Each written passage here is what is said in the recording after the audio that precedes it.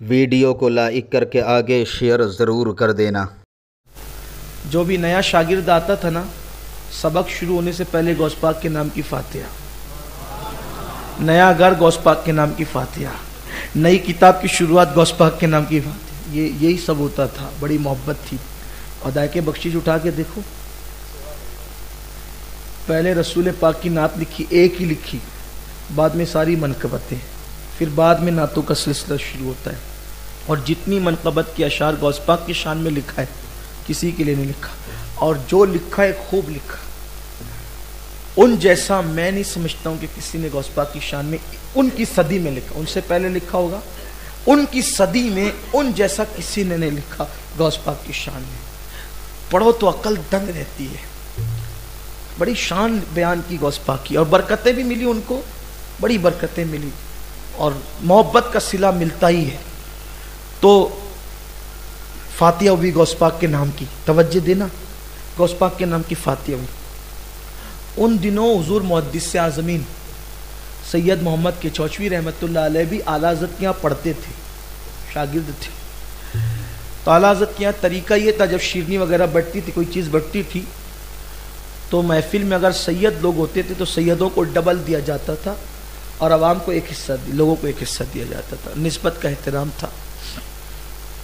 تو سید صاحب تھے حضور محدث اعظمین۔ تو اعلیٰ حضرت نے فرمایا، سید صاحب ایک کام کریں، آپ کے دادا کی فاتحہ ہوئی ہے، آپ اپنے ہاتھ ہی سے بانٹیں، بانٹنے کا حق تو آپ ہی لوگوں کو ہے، آپ ہی بانٹیں۔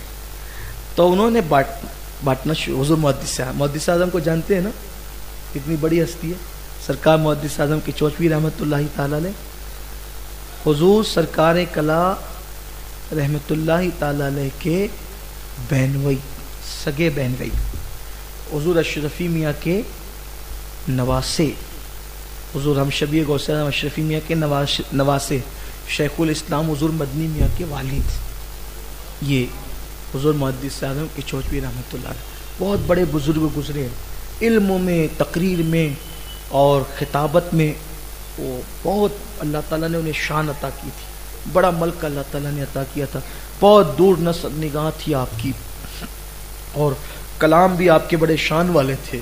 وہ کلام اکثر آپ سنتے ہیں نا، مرتبہ حضرت صدیق کا یہ ہے سید، ہر فضیلت کے وہ جامع ہیں نبوت کے سوا، راستہ کوئی نہیں ان کی شریعت کے سوا۔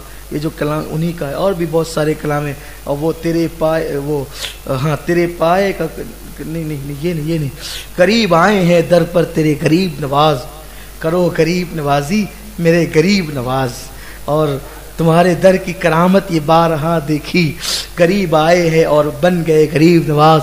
حضور اشرف سمنہ کے نام کا صدقہ ہماری جھولی کو بھر دیجئے غریب نواز، اور زمانے بھر سے غنی کر دیا مجھے سید، زمانے بھر سے غنی کر دیا مجھے سید، میں تیری جود کے صدقے میرے غریب نواز۔ تو اور بھی بہت آپ کا کلام ہے۔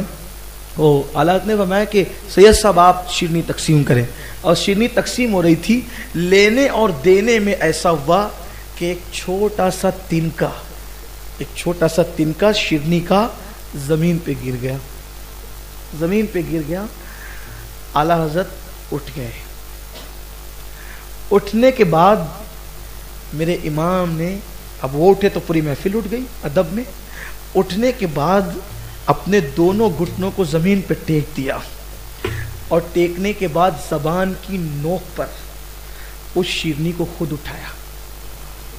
زبان کی، دوسروں سے نہیں کہا کہ تو اٹھا، خود ہاتھ اور انگلیوں سے نہیں اٹھایا، گھٹنے ٹیک کر زبان کی نوک سے اٹھایا۔ فرمایا ابھی مٹھائی نہیں دیکھی جائے گی، کس کے نام سے فاتحہ ہوئی ہے، کس کے نام کا تبرک ہے، اس شان سے اٹھایا۔ میں حیران رہتا ہوں، یا اللہ، جب نام سے مٹھائی منسوب ہو گئی تو اس کے احترام کا یہ عالم ہے، تو ان کی اولاد کا کتنا احترام ہوگا، اور ان کی اولاد کا احترام تو ان کا خود کا کتنا احترام ہوگا۔ حضور غوث پاک کہتے ہیں، بالغ ہونے سے پہلے میں نے معلوم کر لیا تھا کہ ہندوستان میں کس سمت میں شہر بغداد ہے، اس کے بعد سے میں نے کبھی بغداد کی طرف نہ استنجا کیا، نہ بغداد کی طرف کبھی پیر لمبے کیے۔